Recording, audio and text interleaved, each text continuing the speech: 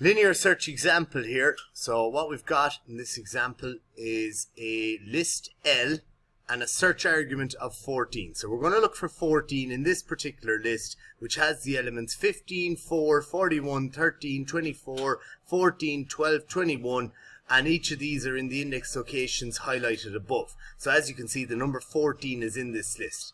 Now, what is our required output?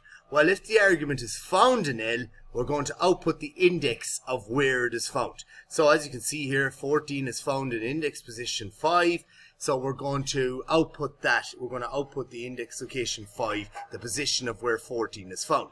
And if the argument is not found in L, we're going to output the length of the list. That is, in this case, there are 8 things in the list. 1, 2, 3, 4, 5, 6, 7, 8. 8 things in the list. So if it's not found, we're going to output the length of the list. And if it is found, we're going to output the index of where it is found.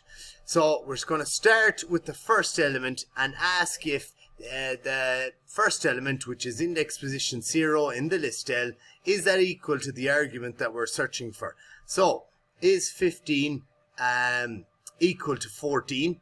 No, it's not. And we move on.